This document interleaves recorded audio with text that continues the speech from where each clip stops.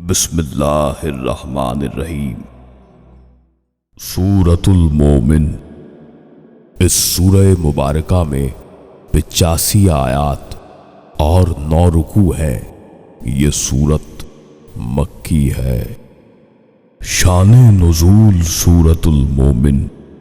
یہ سورت مکہ مکرمہ میں نازل ہوئی۔ اس کا نام المومن ہے جو آیت نمبر 28 سے ماخوذ ہے۔ اسے سورہ غافر اور سورۃ الطول بھی کہا جاتا ہے۔ اس کا نزول سورۃ الزمر کے بعد ہوا۔ اس سورہ مبارکہ کا نزول اس وقت ہوا جب اسلام دلوں کو فتح کر رہا تھا۔ ہزاروں مشکلات کے باوجود سلیم الطبع لوگ اس کی دعوت کو قبول کر رہے تھے۔ کفار کے سرغنوں کو اپنے پاؤں تلے زمین سرکتی ہوئی دکھائی دینے لگی تھی۔ انہوں نے بے بنیاد الزامات اور جھوٹے بہتان لگانے اور حضور پاک صلی اللہ علیہ وآلہ وسلم کو تکالیف و اذیت دینے میں بے تحاشا اضافہ کر دیا تھا۔ اس سورہ مبارکہ میں ان کے اٹھائے ہوئے اعتراضات اور شکوک و شبہات کو دور کیا جا رہا ہے۔ مضامین سورۃ المومن۔ سورت کا آغاز پرجلال اور باروب ہے۔ فرمایا کہ یہ کتاب کسی انسان کی تصنیف نہیں بلکہ اسے اللہ تعالی نے نازل فرمایا ہے۔ عزیز، علیم، غافر الذنوب، قابل التوب اور صاحب جود و کرم بھی ہے۔ کیا ایسے خدا کی نازل کردہ کتاب میں کوئی نقص تلاش کیا جا سکتا ہے؟ کفار مکہ نبی کریم صلی اللہ علیہ وآلہ وسلم سے ہر بات پر جھگڑا کرتے اور تکرار کیا کرتے تھے، جس سے حضور صلی اللہ علیہ وآلہ وسلم کے قلب نازک کو اذیت پہنچتی۔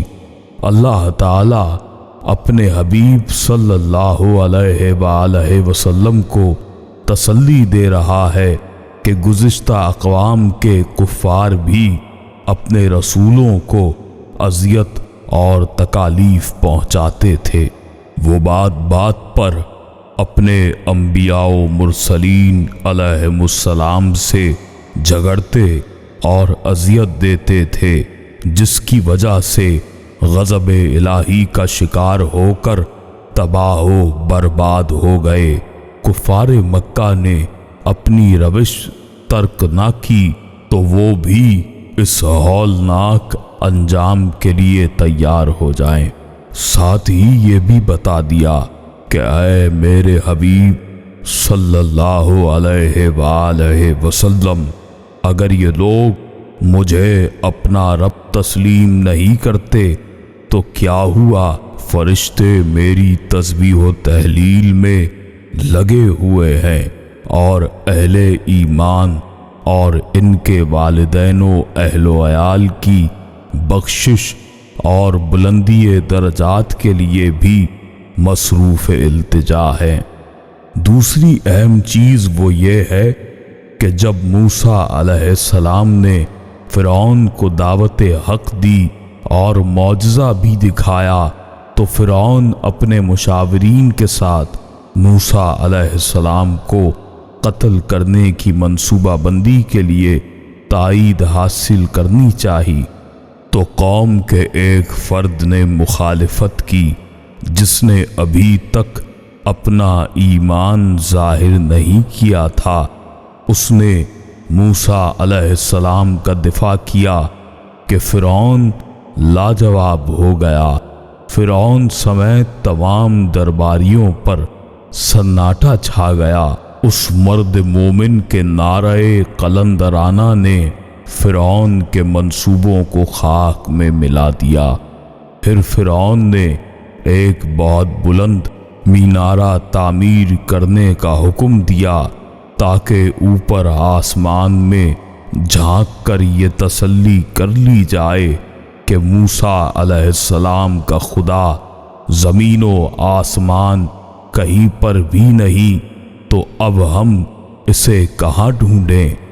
اس سے ثابت ہو گیا کہ بندہ حق جب نعرہ حق بلند کرتا ہے تو باطل اپنے تمام تر کر و فر اور طاقتوں کے باوجود حق کا مقابلہ نہیں کر سکتا۔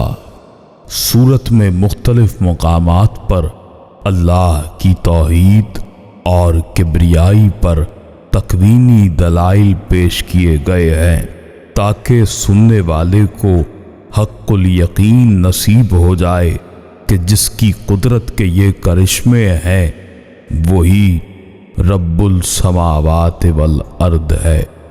قیامت کے روز کفار و مشرکین کا جو انجام ہوگا اس کی بھی تصویر کشی کر دی گئی ہے تاکہ جو لوگ اس ہولناک انجام سے بچنا چاہتے ہیں وہ ابھی سے سنبھل جائیں۔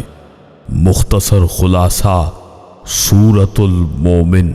حامیم، یہ کتاب اتارنا ہے اللہ کی طرف سے جو عزت والا، علم والا، گناہ بخشنے والا اور توبہ قبول کرنے والا، سخت عذاب کرنے والا، بڑے انعام کرنے والا، اس کے سوا کوئی معبود نہیں اور اسی کی طرف پھرنا ہے۔ اللہ کی آیتوں میں وہی جھگڑتے جو کافر ہیں، بس ان لوگوں کا شہر میں چلنا پھرنا آپ صلی اللہ علیہ وآلہ وسلم کو دھوکے میں نہ ڈالے۔ ان سے پہلے اہل نوح علیہ السلام کی قوم، ان کے بعد کے گروہوں نے جھٹلایا، اور ہر امت نے یہ ارادہ کیا کہ اپنے رسول کو پکڑے اور باطل کے ساتھ جھگڑے کہ اس سے حق کو ٹالیں۔ پھر میں نے ان کو پکڑا، پھر کیسا ہوا میرا عذاب۔ یوں ہی تمہارے رب کی بات کافروں پر ثابت ہو چکی ہے کہ وہ جہنمی ہیں، اور وہ جو عرش اٹھاتے ہیں جو اس کے گرد ہیں، اپنے رب کی تعریف کے ساتھ اس کی پاکی بولتے ہیں اور اس پر ایمان لاتے ہیں اور مسلمانوں کے مغفرت مانگتے ہیں۔ اے ہمارے رب، تیری رحمتوں اور علم میں ہر چیز سمائی ہے، تو انہیں بخش دے جنہوں نے توبہ کی اور دوزخ کے عذاب سے بچا۔ اے ہمارے رب، انہیں بسنے کے باغوں میں داخل کر جن کا تو نے ان سے وعدہ فرمایا ہے، اور ان کو جو نیک ہوں ان کے باپ دادا اور بیویوں اور اولاد میں۔ بے شک تو ہی عزت اور حکمت والا ہے، اور انہیں گناہوں کی شامت سے بچا لے جسے تو اس دن گناہوں کی شامت سے بچا لے تو بے شک تو نے اس پر رحم فرمایا، اور یہی بڑی کامیابی ہے۔ اور بے شک جنہوں نے کفر کیا ان کو ندا کی جائے گی کہ ضرور تم سے اللہ کی بیزاری اس سے بہت زیادہ ہے جیسے تم آج اپنی جان سے بیزار ہو۔ جبکہ تم ایمان کی طرف بلائے جاتے تو تم کفر کرتے۔ کہیں گے اے ہمارے رب، تو نے ہمیں مردہ کیا اور پھر زندہ کیا، اب ہم اپنے گناہوں پر مقر ہوئے تو آگ سے نکلنے کی بھی کوئی راہ ہے۔ اوپر کی آیات میں اللہ نے اپنے نیک بندوں کو خوشخبری دی ہے کہ اللہ تعالیٰ کے وہ فرشتے جو عرش کو اٹھائے ہوئے ہیں اور اس کے دائیں بائیں ہیں، وہ سب کے سب ایسے لوگوں کے لیے رحمت کی دعا کرتے ہیں جو برائی سے توبہ کرنے والے ہیں، اور ساتھ ہی کفر کرنے والوں، اللہ اور اس کے رسول صلی اللہ علیہ وآلہ وسلم اور اس کی آیتوں کو جھٹلانے والوں پر اللہ اور اس کے فرشتوں کی گرفت ہوگی روز قیامت۔ پھر آگے کی آیات میں کفار کا اللہ کی آیتوں کے جھٹلانے اور اللہ کے علاوہ دوسروں کو معبود ماننے پر اور علم کی راہ اختیار کرنے پر اور پوشیدہ طور پر اللہ کے نبیوں پر اور اللہ کے لیے منافقانہ سوچے اختیار کرنے یا عیاری و مکاری سے کام لینے والوں پر سخت عذاب کی وعید ہے۔ بے شک ہم نے موسیٰ علیہ السلام کو اپنی نشانیاں اور روشن صنعت کے ساتھ بھیجا۔ فرعون اور حامان اور قارون کی طرف تو بولے جادوگر ہے بڑا جھوٹا، نعوذ باللہ۔ فرعون اور اس کے ساتھیوں نے جو کچھ کیا اس کا احوال پھر حوالہ دیا گیا کہ سابقہ قوموں اور ان کے ارادوں کا کہ انہوں نے بھی کیسے رسولوں کو اور اللہ کی آیتوں کو جھٹلایا۔ آگے کی آیت میں اللہ تعالیٰ نے فرمایا کہ بے شک اس سے پہلے تمہارے پاس یوسف علیہ السلام روشن نشانیاں لے کر آئے تو تم ان کے لائے ہوئے میں شک ہی کرتے رہے۔ گمراہوں کو اللہ کبھی نہیں دکھاتا۔ موسیٰ علیہ السلام کا فرعون اور فرعونیوں کو مسلسل راہ نجات کی طرف بلانا اور فرعون اور اس کے ساتھیوں کا انکار کرنا، بلکہ خود سری اختیار کرنا، تکبر کرنا اور دنیا ہی کو جائے عزت سمجھنا، جبکہ دنیا تو عارضی ہے، اصل سکون اور راحت کا گھر تو آخرت میں ہے، اور قیامت کے دن ظالموں کو نجات کی راہ نہیں ملے گی، ان کے لیے لعنت ہے اور ان کے لیے برا گھر۔ بے شک ہم نے موسیٰ علیہ السلام کو رہنمائی عطا فرمائی، بنی اسرائیل کو کتاب کا وارث کیا، عقل مندوں کی ہدایت اور نصیحت کو۔ تو اے رسول صلی اللہ علیہ وآلہ وسلم تم صبر کرو، اللہ کا وعدہ سچا ہے، اور اپنوں کے گناہوں کی معافی چاہو اور اپنے رب کی تعریف بیان کرتے رہو صبح و شام، اور جو اللہ تعالیٰ کی آیتوں میں جھگڑا کرتے ہیں بغیر کسی سند کے جو انہیں ملی ہو، ان کے دلوں میں نہیں مگر ایک بڑائی کی ہوس جسے نہ پہنچیں گے، تو تم اللہ کی پناہ مانگو، بے شک وہی سنتا اور دیکھتا ہے۔ بے شک آسمانوں اور زمین کی پیدائش آدمیوں کی پیدائش سے بہت بڑی ہے، لیکن بہت سے لوگ نہیں مانتے، اور اندھا اور آنکھ والا برابر نہیں ہو سکتے، اور نہ جو ایمان لائے اور اچھے کام کرے اور جو بدکار اور گھٹیا کام کرتے ہیں۔ آگے کی آیات میں جو لوگ تکبر کرتے ہیں اللہ کے بارے میں اور اللہ کی بڑائی بیان کرتے ہیں سچائی کے ساتھ، ان کے لیے اللہ رب العزت نے دن رات بنائے اور آسمان بنائے، تمہاری اچھی صورتیں بنائی اور تمہیں صاف ستھرا کھانے کو دیا اور تمہیں بے حساب رزق دیا۔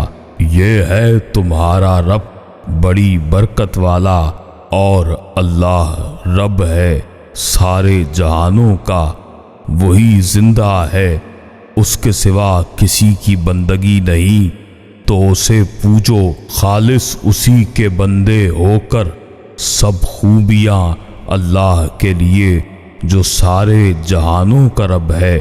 تم فرماؤ منع کیا گیا ہوں کہ انہیں پوجوں جنہیں تم اللہ کے سوا پوجتے ہو، جبکہ میرے پاس روشن دلیلیں ہیں جو میرے رب کی طرف سے آئیں، اور مجھے حکم ہوا کہ رب العالمین کے حضور گردن رکھوں۔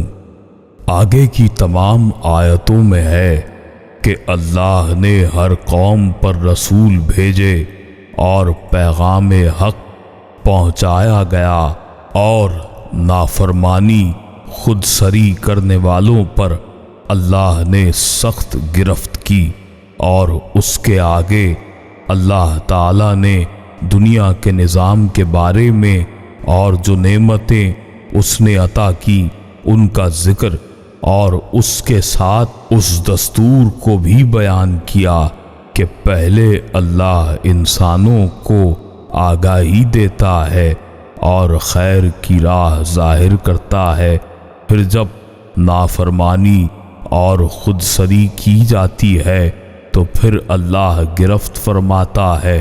اس آیت میں بھی اللہ تعالیٰ نے رسول صلی اللہ علیہ وآلہ وسلم کے ذریعے پچھلی قوموں اور انبیاء علیہم السلام اور رسولوں علیہم السلام کے بارے میں مکمل آگاہی دی، اور اس وقت کے کفار اور منافقین کو سمجھانے کے لیے کہ وہ اپنا طریقہ تبدیل کر لیں، ورنہ آخرت میں ان کا انجام خراب ہوگا۔ اور ایک بات جو دستور کے طور پر بیان کی گئی کہ اللہ کے تمام رسولوں علیہم السلام پر ایمان رکھنا لازم ہے، جن کا ذکر قرآن کریم میں واضح ہے یا جن کے لیے اشارہ بھی کیا گیا ہے، اور ساتھ ہی اللہ نے رسولوں کو بعض پر فضیلت عطا فرمائی ہے، اور ان تمام فضیلتوں کو تسلیم کرنا بھی واجب ہے۔